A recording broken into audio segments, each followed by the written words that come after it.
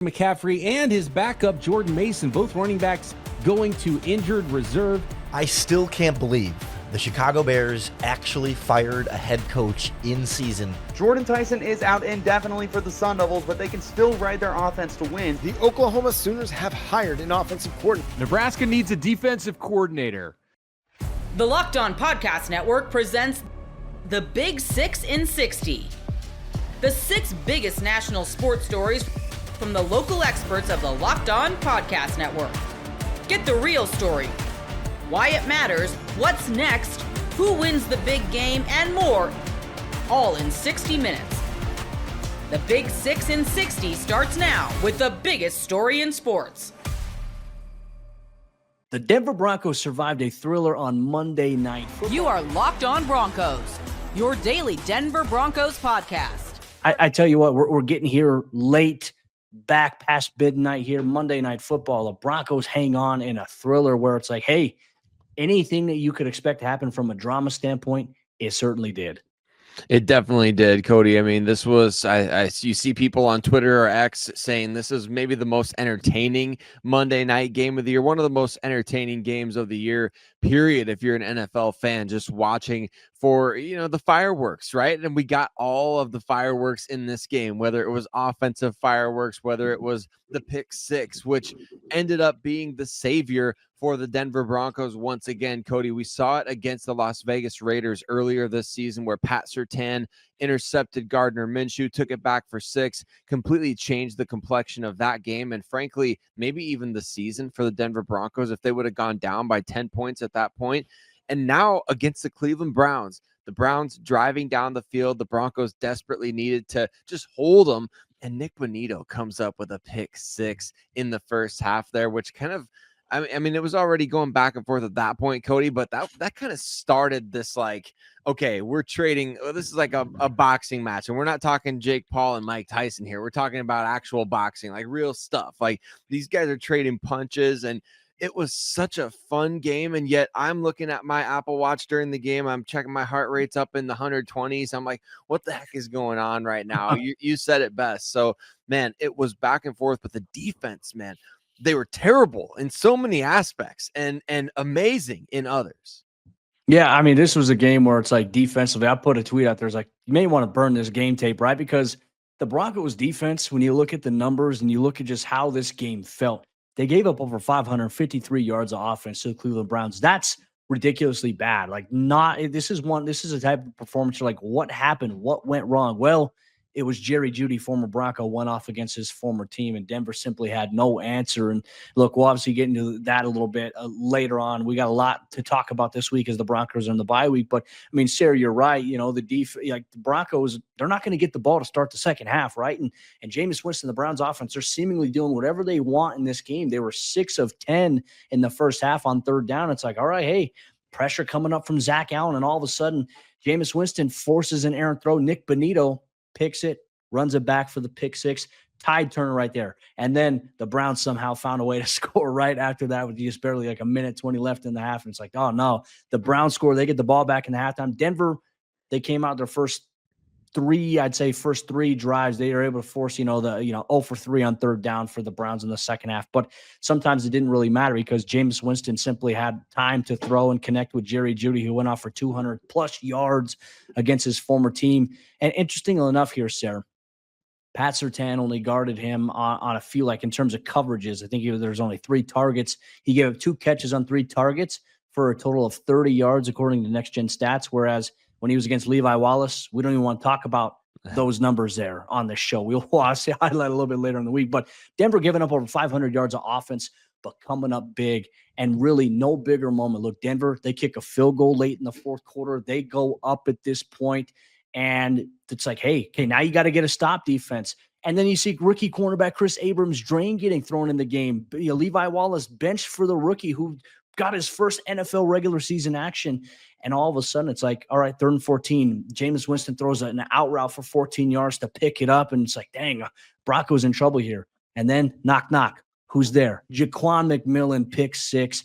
That gave the Broncos a 41-32 advantage at that point. I mean, unbelievable tide-turning events. That one, was entertaining. The stadium was electrifying. This game was a thriller, but it was also enough to have people pull their hair out from the defensive standpoint too.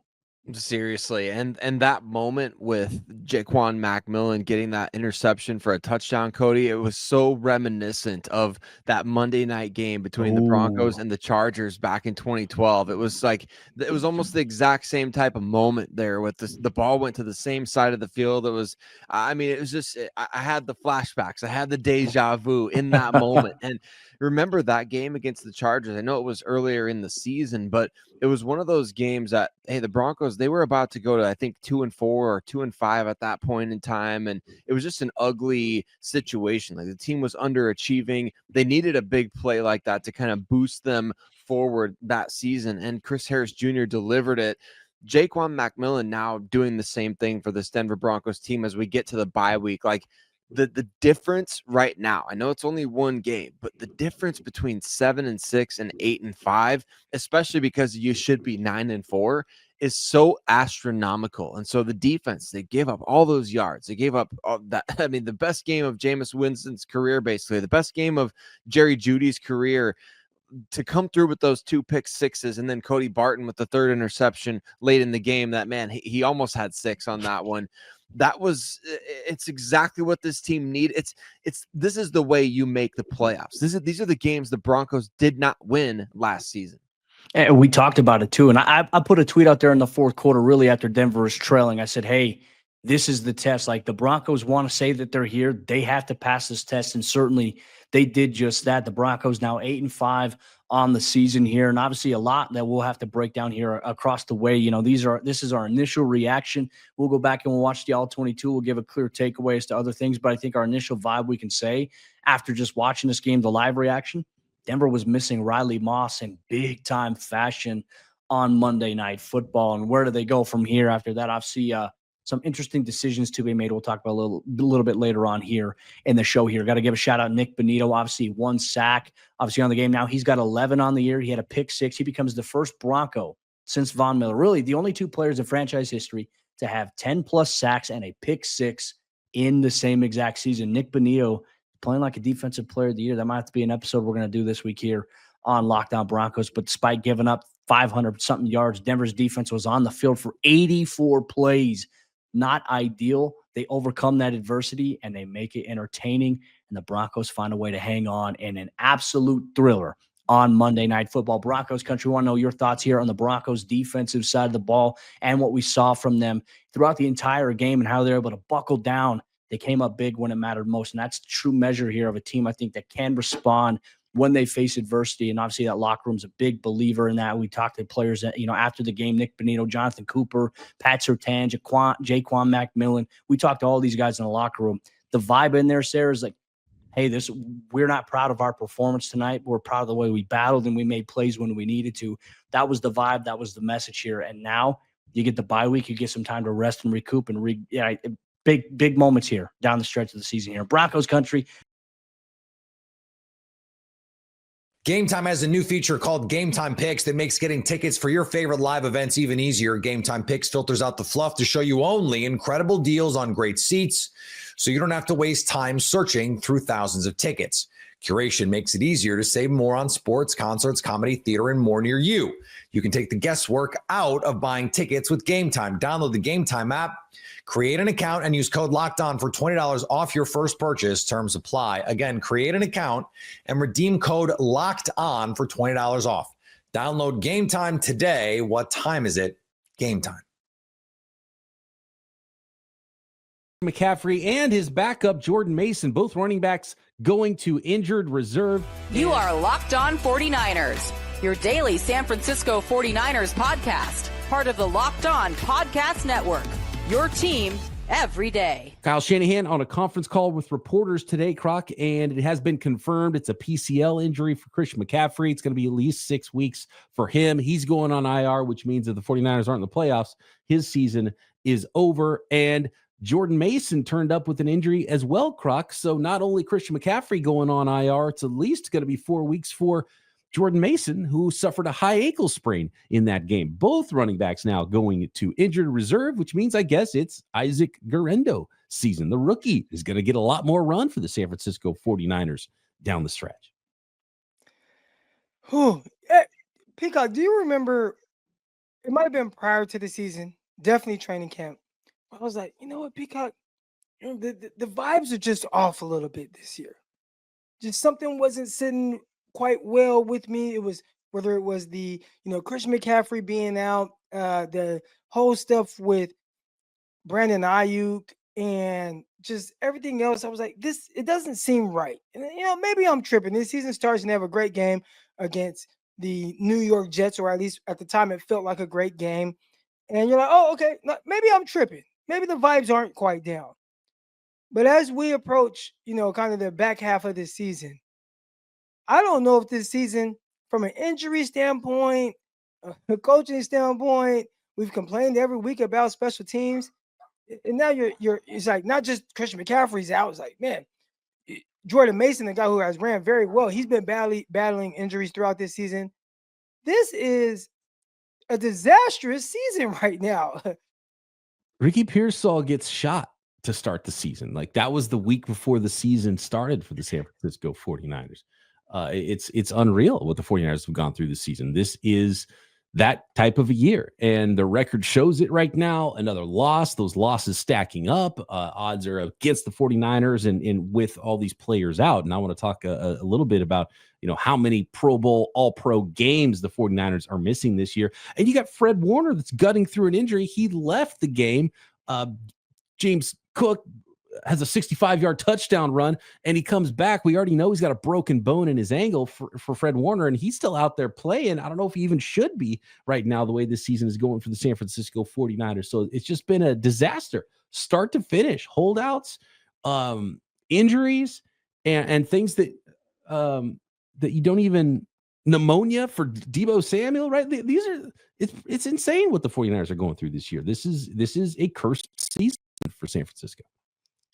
It is. And I think a lot of people might, attribute the Super Bowl loss to how things have gone this year with, just some of the vibes being down. And that was tough, right? I remember thinking last season, you have as good of any time to win the Super Bowl. You got to do it now.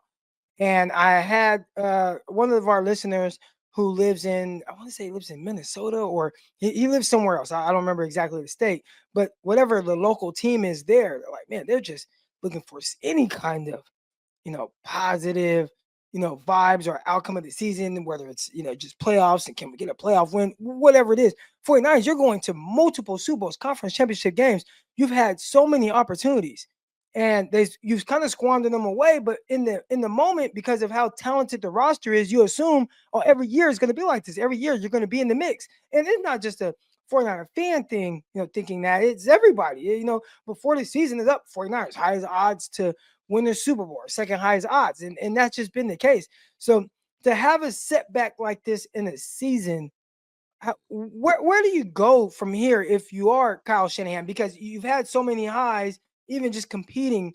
And I've always told people, yeah, you want to win the Super Bowl, but to me, it's not a failure of a season if, when you give the fans a reason to root throughout the year, or a reason to be, optimistic throughout the season. A lot of high moments, a lot of big wins, and you go to the postseason, you have that.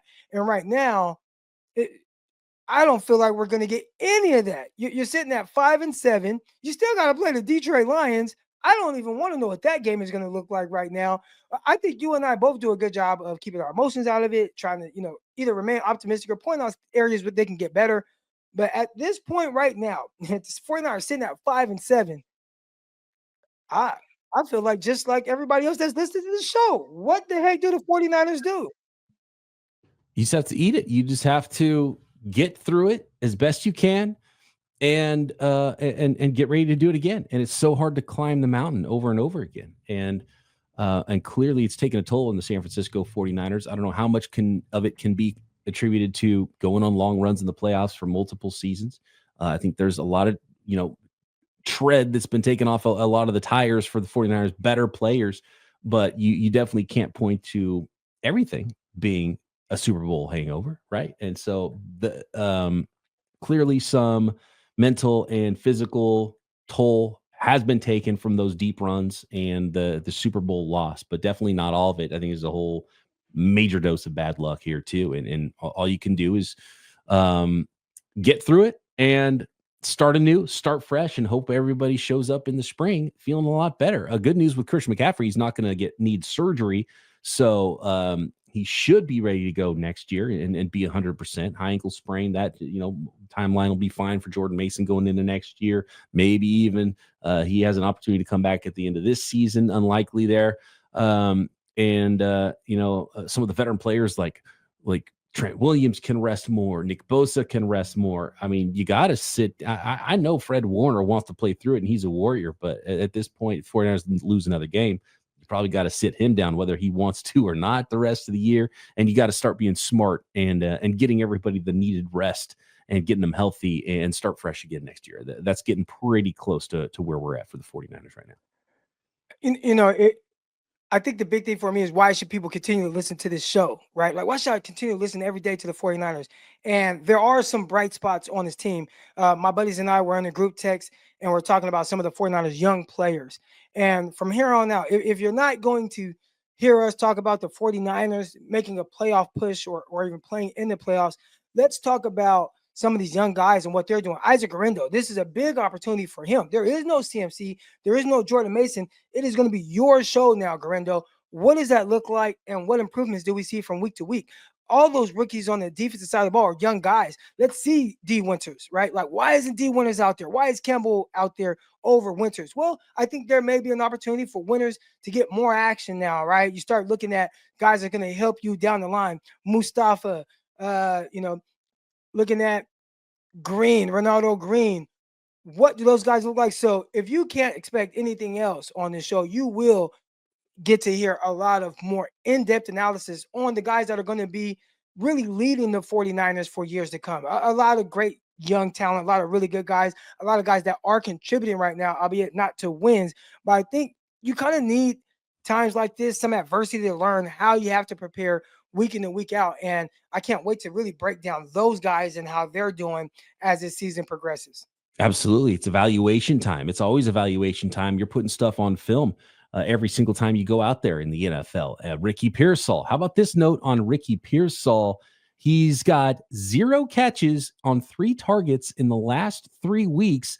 He's run 63 pass routes over the course of the last 3 games, according to Josh Dubow of the Associated Press.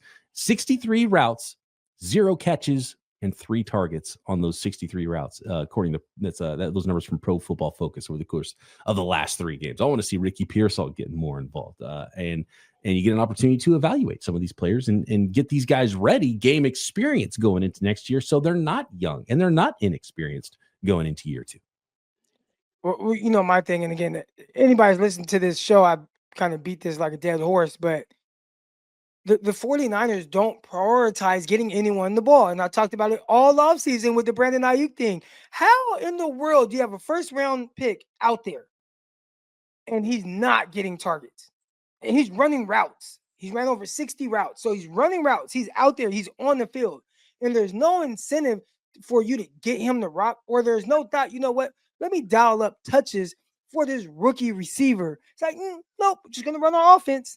And it's been like that, and I feel like I'm the only one complaining about it. But now you're going to see it from a guy who you used a first-round pick on. And it's not like, first of all, yeah, you spent a first-round pick on this guy, and he's playing, and he's on the field. Utilize him. But it's on top of that, it's not like the rest of the guys are lighting the world on fire either. So he might give you a little something, and he's a little bit different than the other guys you have. Might be able to make a play. Use some of that quickness. There's a reason you drafted him in the first round. So absolutely, evaluation time for the San Francisco 49ers, but still playoff chances that we will talk about next. More bad news, though, on the 49ers. Trent Williams family loss, and the hits keep coming for the San Francisco 49ers in what is really turning out to be a bummer of a year, even though there's a lot of ways that we can spin this positive as well on future episodes, which we will try to do, therapy pods and all that. And of course, we're going to start looking at draft season's going to pop up. The 49ers lose a couple more games. I still can't believe the Chicago Bears actually fired a head coach in season. You are Locked On Bears, your daily Chicago Bears podcast. But we talked for weeks about how, yes, we wanted the team to fire Matt Eberflus, but they never fired a head coach in a season before. And while things were going bad this year, they weren't necessarily like the embarrassment of the NFL, right? This was not the worst team in football. Other teams were having a ton of issues. You think about the Cowboys, what's been going on there, the Jets and the dysfunction over there. Even the Giants have had some dysfunction. I mean, there's been some teams, the Panthers as well, that just are more of the laughingstock of the NFL. But a national audience on Thanksgiving and a blunder as big as the one Matt Eberflus made at the end of that game, and all of a sudden it tips the scales for the Bears. But it didn't tip the scales right away. Right? The game is, okay, it's 11 a.m. game, Thanksgiving Day. The embarrassment happens, I don't know what time it was, 2:30 or whatever, 2 o'clock p.m. Central Time. He has a regular post-game press conference. We go through all of Thanksgiving night. No coaching change. You wake up first thing Black Friday morning, no coaching change. Matt Eberflus has a regularly scheduled 9 a.m. press conference that's always done over Zoom. This wasn't a special remote thing, but the way it's done like this, it's over Zoom. I think because it was a road game and it was the day after press conference after a road game is however they structure it. Everything was normal about the post day after a game morning press conference that proceeded as planned. So there was some thinking of like, oh, well, if they let Matt Eberflus get up and speak in front of the media, then full speed ahead with Eberflus as coach as expected. And if they postpone or cancel that press conference or whatever, then maybe his job isn't so safe. But he has the press conference. He's asked, hey, do you think you're going to be coaching next game? He says, yes, I'm confident I'll be coaching this Bears next game against the San Francisco 49ers.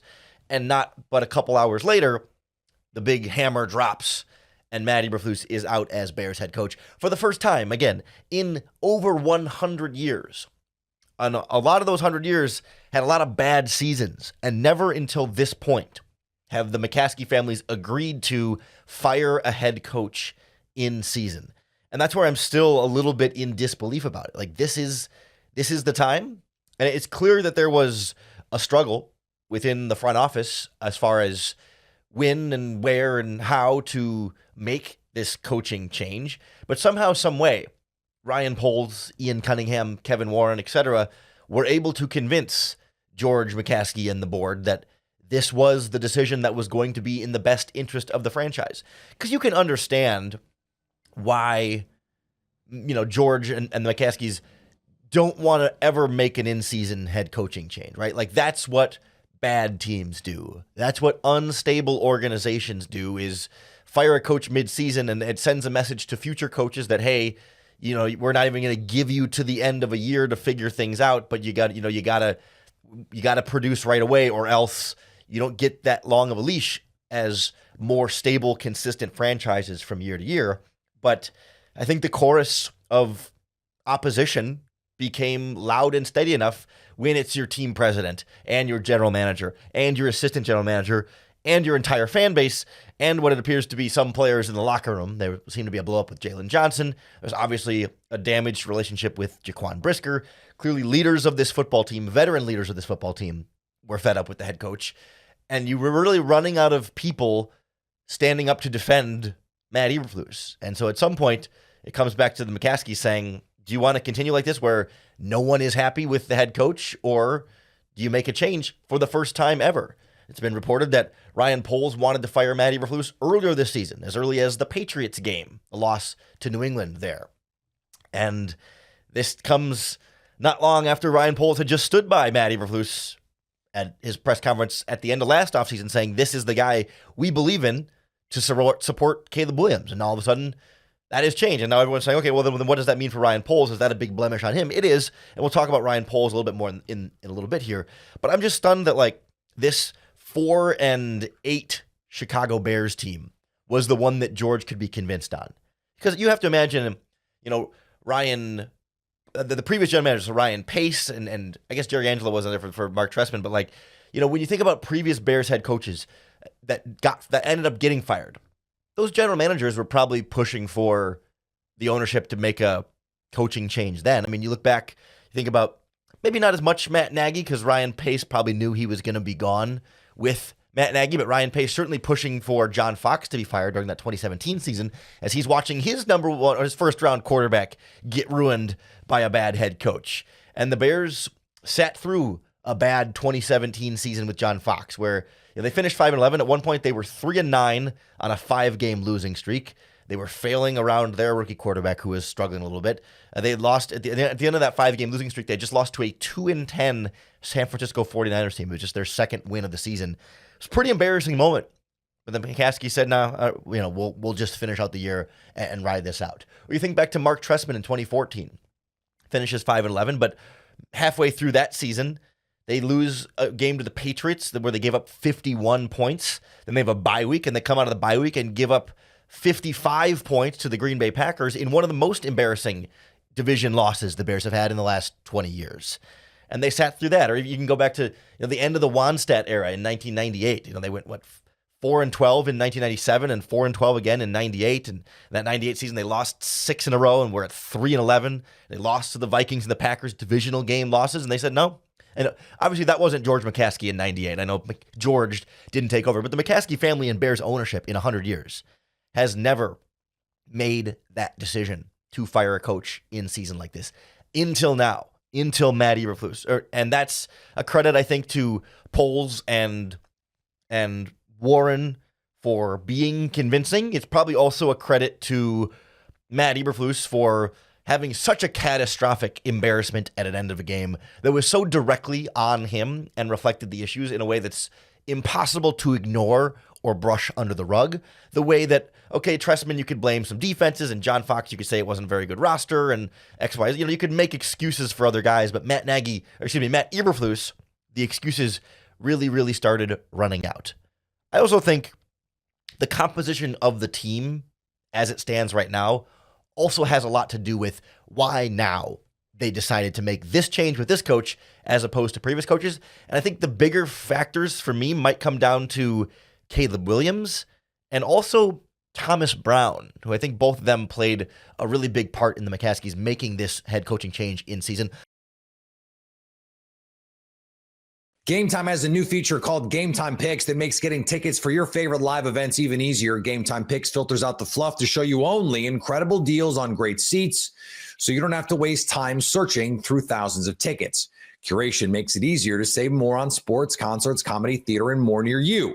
You can take the guesswork out of buying tickets with Gametime. Download the Gametime app, create an account, and use code LOCKEDON for $20 off your first purchase. Terms apply. Again, create an account and redeem code LOCKEDON for $20 off. Download Gametime today. What time is it? Gametime. Jordan Tyson is out indefinitely for the Sun Devils, but they can still ride their offense to wins. You are Locked On Sun Devils, your daily podcast on the Arizona State Sun Devils. Part of the Locked On Podcast Network, your team every day. Ladies and gentlemen, it is a Victory Monday, but it's a little different because normally where we would be celebrating, we have bigger news to talk about. So we are pushing off our usual Victory Monday episode to Tuesday, because today we got some really bad news. And that is that star receiver Jordan Tyson will be out, quote, indefinitely, according to head coach Kenny Dillingham, after suffering some kind of upper body injury against U of A in a big time win in the Territorial Cup. I'm not a doctor. I am also not even remotely smart enough to understand sports medicine or how to treat certain injuries. Some people said it was a collarbone injury. He left the game, came back towards the end of the game in a sling. He obviously was out of pads. I don't know what that looks like. I don't know if that's a collarbone thing. I don't know if maybe he hurt his elbow. He definitely came down really hard on his arm. My initial thought was maybe an elbow or a forearm injury. People are saying collarbone. I don't know. Kenny Dillingham also did not give us specifics. All that we know is he is out indefinitely, which means a minimum of this game coming up against Iowa State in the Big 12 championship game. So we got a lot of questions, and we got to know, what happens now?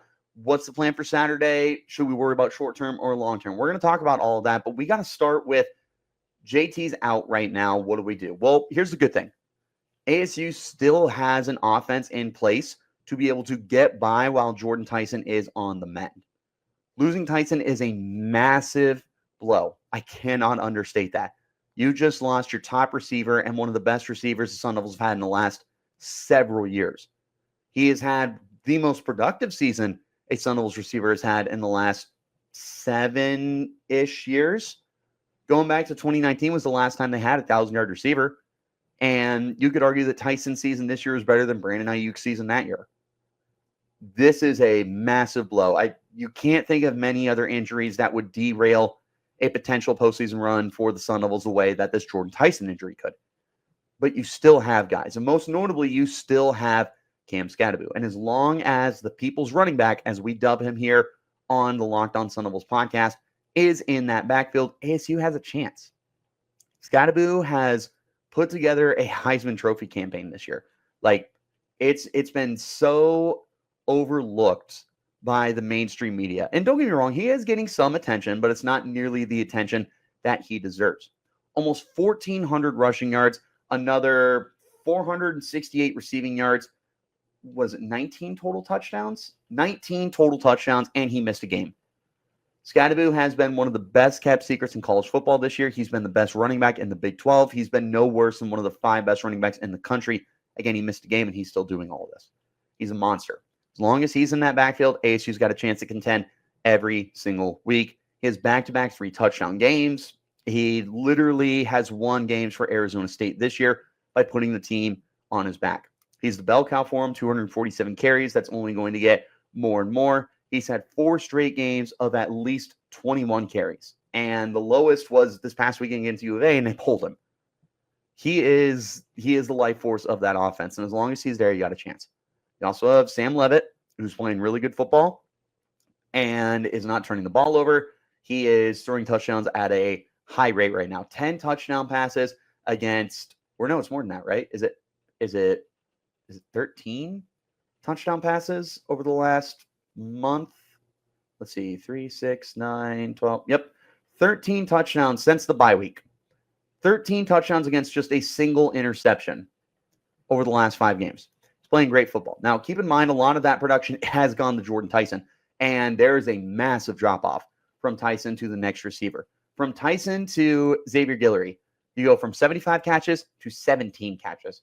You go from 1,101 yards to 291 yards. From 10 touchdowns to 3 touchdowns. That's a huge, huge drop-off that cannot be overstated how big of a drop-off that is. That's going to be difficult. Good news is Scadaboo catches the football well. They get Shimon Mateer involved. And you've got another handful of guys in this cast that can make plays through the air. It doesn't mean that this is not a huge, difficult loss, especially when you consider that Iowa State is going to be a very good pass defense that you have to go up against. But we'll talk about that a little bit later. As of now, this passing game just takes a huge hit. It's huge, man. 2,698 passing yards on the year for the team entirely. 2,444 have come via Sam Levitt. And 1,101 have come from Jordan Tyson. Of that total, I don't know what he had in the one game without Levitt, and I don't know if he's had any receptions when Levitt was taken out of the game. That's a huge blow. You're talking about what, like 40% of your production through the air. Of your 22 touchdown passes, 10 of them are gone. That's a lot. That's a lot for any team, and it's a lot for a team like the Sun Devils that is really young and dependent on a true established elite wide receiver one. There are quality guys here. I totally believe that with a collective approach that ASU can get by at least for one game, depending on what the rest of the season looks like without Tyson. And this is something that I said really early in the season. If you go back to the first month of the season for the Sun Devils, one of the criticisms I had with Sam Levitt was, hey, I need you to spread the ball around more. You're really only going to one guy with Jordan Tyson. He's getting 10-plus targets a game. There goes 10 plus targets out the door. How are you going to distribute them? This is going to be a really telling game. Cam Scadaboo has 35 catches this year. Wouldn't be shocked if he had at least 5 in this game to get himself to 40, maybe even more than that. Mateer has 28. He's easily going to get to 30. Guillory at 17. He gets to 25. I wouldn't be shocked. This is going to be a really interesting game to see how Levitt adjusts to not having someone that he can hose all of his targets to. And now he's got to distribute a little bit.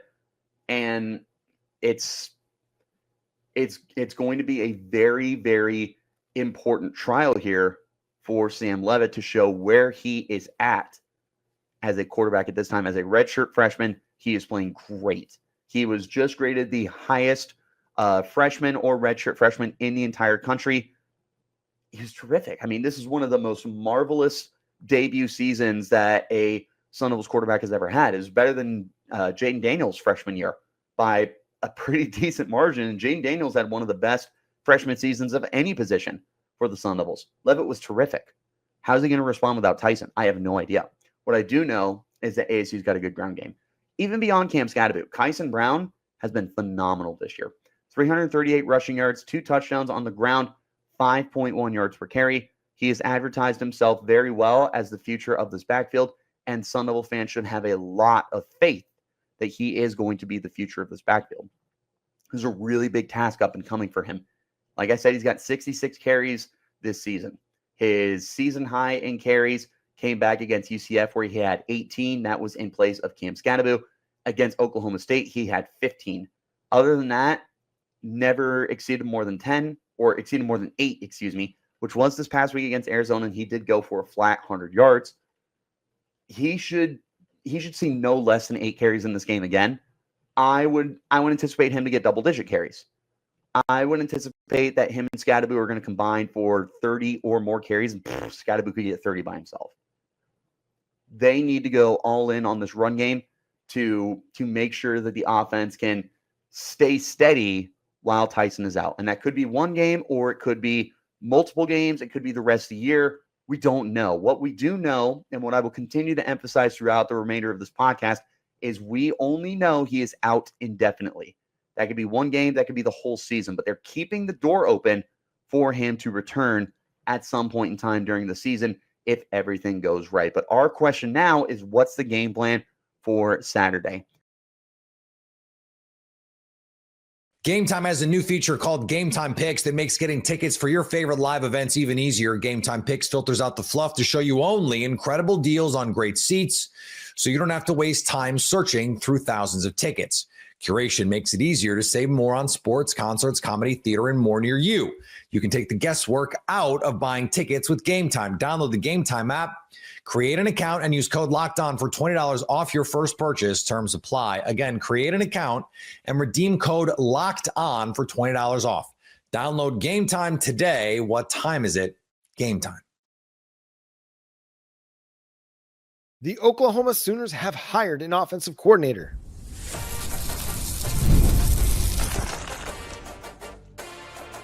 You are Locked On Sooners, your daily podcast on the Oklahoma Sooners. And the Oklahoma Sooners have an answer as to who their next offensive coordinator is going to be. According to multiple reports, it's going to be Ben Arbuckle, the Washington State offensive coordinator, making the move to Norman, bringing with him a version of the air raid offense, taking Oklahoma back to its roots, the offense that helped make them so successful in the early 2000s. From Mike Leach and on, and then into a version of it under Lincoln Riley. The Sooners are going to hope to use an up-tempo offense to try and maximize space out there in the passing game and in the running game.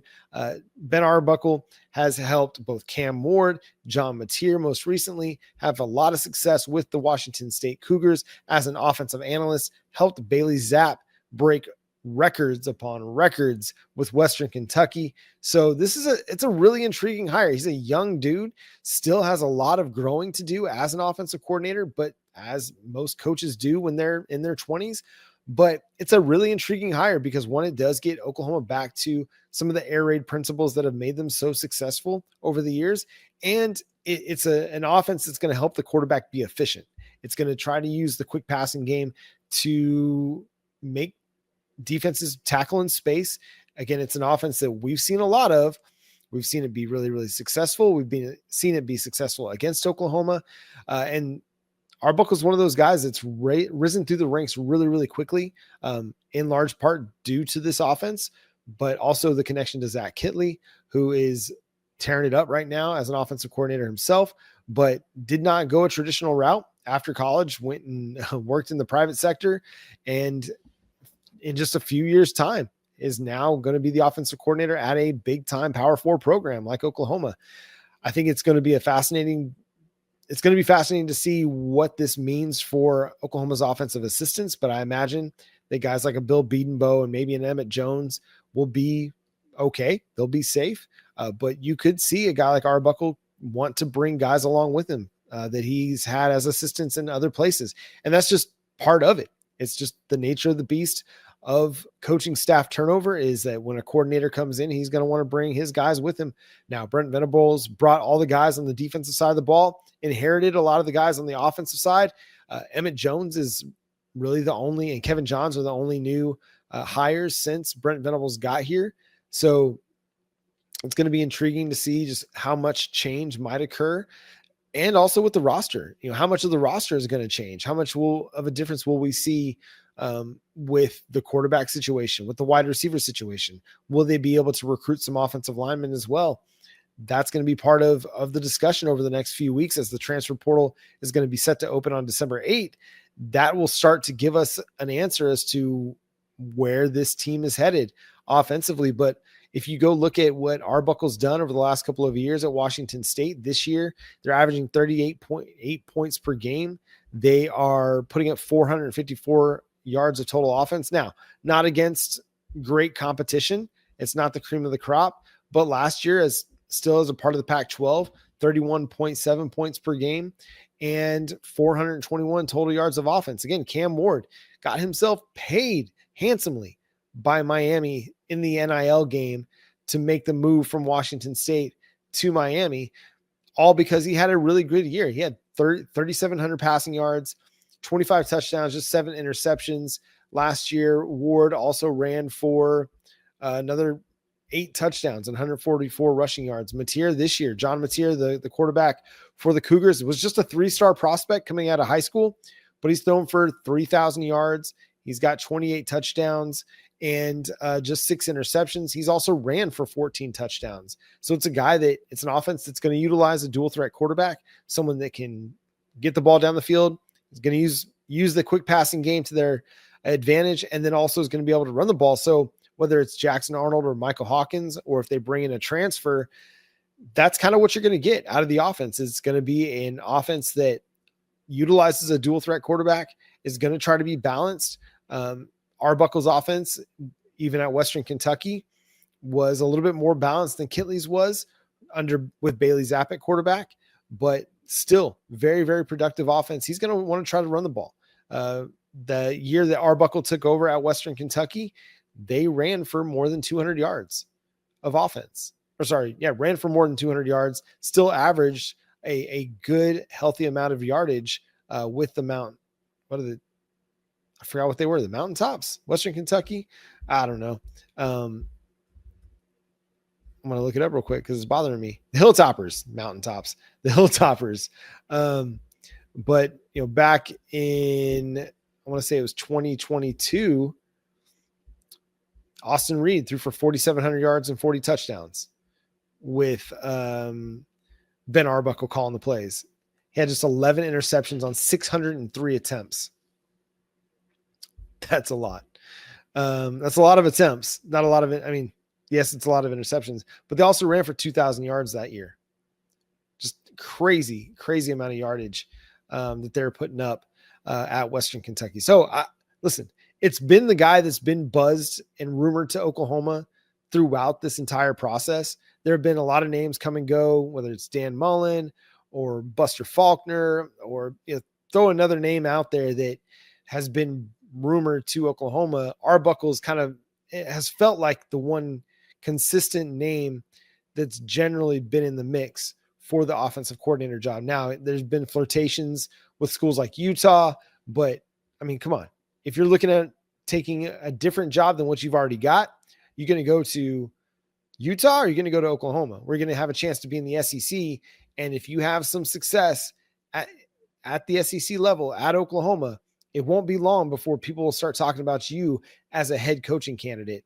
And for a lot of these guys, that's the end all be all. That's the goal for them. So listen, Arbuckle's the hire.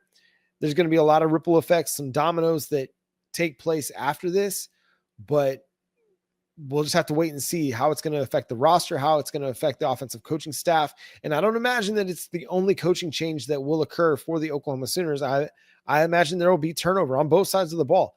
It's just the nature of the beast. Every offseason, you're going to run into some coaching turnover, whether you've had a lot of success like the defense has had, because guys might get hired away to go take on a more significant role somewhere else, or whether you struggled like Oklahoma's offense has had their struggles this year, especially in the finale against LSU. So that's kind of where we're at. Gametime has a new feature called Gametime Picks that makes getting tickets for your favorite live events even easier. Gametime Picks filters out the fluff to show you only incredible deals on great seats, so you don't have to waste time searching through thousands of tickets. Curation makes it easier to save more on sports, concerts, comedy, theater, and more near you. You can take the guesswork out of buying tickets with Gametime. Download the Gametime app, create an account, and use code LOCKEDON for $20 off your first purchase. Terms apply. Again, create an account and redeem code LOCKEDON for $20 off. Download Gametime today. What time is it? Gametime. Nebraska needs a defensive coordinator. You are Locked On Nebraska, your daily Nebraska Cornhuskers podcast. Big news all across the board. Players are in the transfer portal. Nebraska is going to need a new defensive coordinator. They might need some more new assistants. This is going to be our life now for probably the next couple of weeks. So we're just going to keep you updated minute by minute. Yeah, the news is just flowing in as my phone and my watch are beeping here. This show may be outdated by the time it airs on the Locked On Network. Who knows? But that's the point. We're going to bring you the news as it comes. So if you're used to getting us at 9 a.m. or 6 a.m. when we normally post these pods, we did a Sunday show that reacted to the Iowa-Nebraska game. We're doing a show here on Monday night to react to the news that Tony White has been hired as the defensive coordinator at Florida State, and Huskers are starting to jump into the transfer portal. And we'll just continue to bring you information and reaction as this stuff happens throughout December. It's going to be hot and heavy. It's going to be shocking, I think, if you followed Nebraska football, if you follow college football. There's going to be a lot of ups and downs, and it might seem like there's more downs for Nebraska here, at least at the beginning of the month, until some portal commits start coming in, because Nebraska has a lot of weight to shed from that big roster, and there's going to be coaching movement as we're seeing.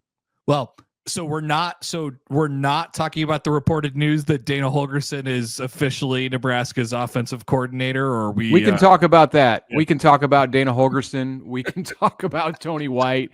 So Pete Thamel is reporting right now that Dana Holgorsen will be the full-time offensive coordinator and has signed a 2-year deal. So that's significant.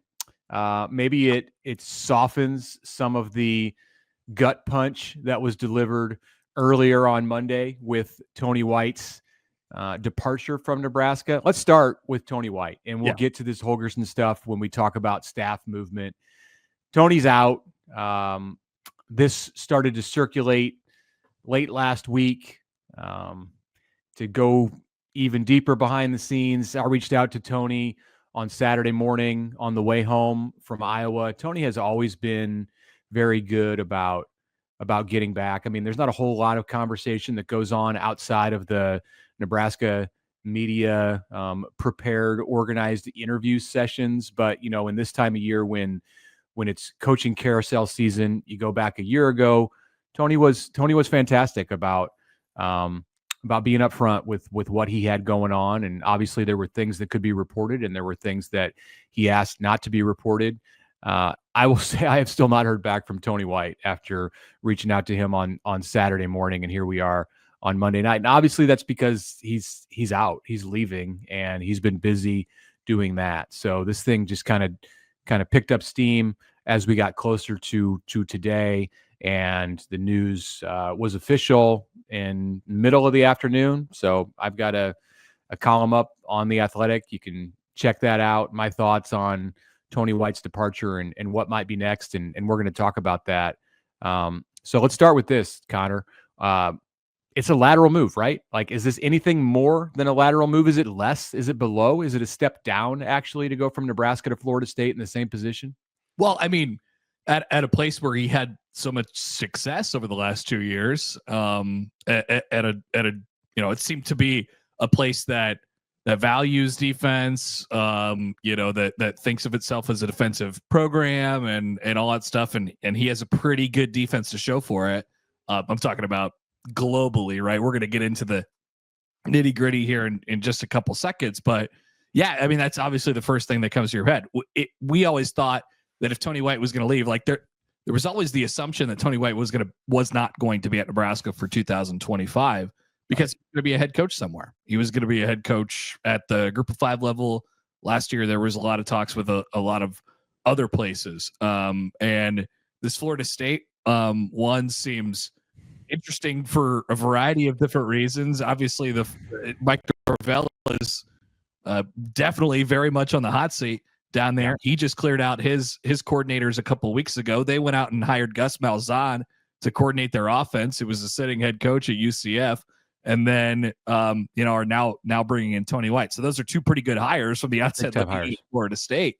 But man, it's interesting. Lateral is probably a good way to put it at this stage. Yeah, I mean, I think Florida State, look, they're financially strapped. The resources there are not comparable to what you have at Nebraska. I think Florida State does okay in NIL, but as far as funding the football program, the struggle that it may have to do the things with revenue share across the athletic department that Nebraska is able to do because of the Big Ten Fox TV money. It's just not there for an ACC school. It's more difficult to win a national championship. It's more difficult to get into I shouldn't say it's more difficult to win a national championship at Florida State. It's probably not in this current age, despite the Seminoles finishing 2-10 this year. You can look at last year and say, look, Florida State went 13-0 and did not make the college football playoff. Obviously, we're in a different era now, and it would make the college football playoff at 13-0 or 11-2 even in today's world. But it's one thing you have at Florida State that you don't have at Nebraska is a fertile recruiting ground. And Tony White will capitalize on that access to talent in the state of Florida. Nebraska is, of course, hoping that he doesn't capitalize on access to players from the state of Florida who are on the Nebraska roster. No guarantees on that front, Mitch. I mean, it's going to be a wild couple weeks. So the portal does not officially open until a week from today, Monday the 9th, but this is the week, especially, this is just the week, I guess, for everybody, where you go in, you have your exit meetings, and the coach, says what he needs to say. The player says what they need to say about how this year went and what their future might look like. And then a decision is made after that. And that doesn't mean that both sides are happy afterwards either. A lot of guys are going to go into the portal. Nebraska lost, a starter today in the transfer portal, a single digit number guy, and Jabari Butler, and who knows where he ends up.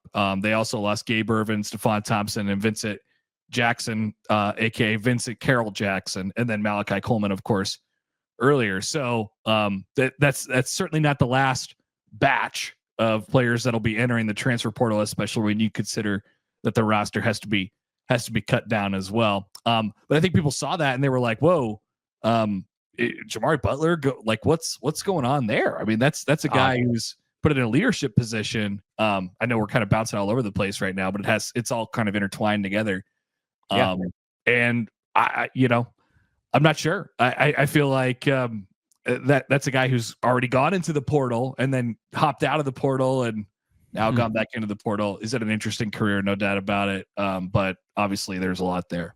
I don't know that you can twice go into the portal and come back out to the school that you were previously attending. Although Nebraska might take Jamari Butler if he had a change of heart. He acted emotionally and out of just uncertainty 2 years ago when Matt Rule took over, and we just talked with Jamari about this a couple of weeks ago, and how far he had come, just like the juxtaposition of going into the portal when Matt Rule arrived at Nebraska, coming out of the portal, and then 2 years later having Rule announce that Butler and Marquise Buford would be coming back for 6th seasons in 2025 to lead this defense. And here we are, 10 days after that, and he's going back into the portal. I got to think that this is a direct reaction to what happened with the defensive staff today. And while Tony White is the only name out there who is officially gone, we do know that there have been talks for him to take Terrence Knighton, the defensive line coach, with him to Tallahassee. We know that Phil Simpson, who coached at Nebraska in 2023 as an off the field staffer, is at Florida State. He's a guy with ties in South Florida who helped bring the likes of Ja'Cory Barney and Vincent Shavers and the others in the 24 class from South Florida to Lincoln. He's there at Florida State. So does Terrence Knighton end up joining Tony White at Florida State, or is Nebraska able to give him a raise, to give him a different title, to find some way to keep its defensive line coach? These are questions that are probably going to be answered in the next 24 to 48 hours. And Nebraska's got a lot of potential options for coaching spots on the defensive side of the ball. And then that'll bring in a whole nother question. We mentioned the Holgorsen news kind of at the top here. Like, what does Dana Holgorsen want to do now that he has the keys to the offense completely? What does he want to do with the staff, and what might happen with that? So we are just at the tip of the iceberg of this thing, man. And there's a lot of different directions we could take it. So, we could talk about the portal a little bit more. What is this going to look like? Like, how I told people on my show today, if you're the type of person that just follows this and really has a reaction to every little thing, brace yourself, because don't do that. Yeah. The next couple of weeks are going to be really, really bad for you. Understand the context of the big picture here. Absolutely.